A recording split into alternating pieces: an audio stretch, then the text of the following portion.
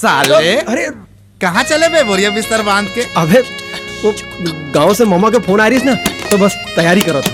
मामा देखा बेटा मुला लानो रे कर गिफ्ट ला साले ला यहीं प्रेजेंट कर देथन। का पता अपन शादी में बुलाही कि नहीं बुलाही। कहाँ यार कैसे बात करो तो तुमन यार, निमंत्रण दूं यार तुमन ला, काट ला तो छपन दो। कब बाबा मरही तो कब बड़ा खाबो। अबे साले अरे अबे छोड़ना, अभी तो नहीं बुलाया था, बाद में क्या बुला अबे। दे कर गिफ्ट ला।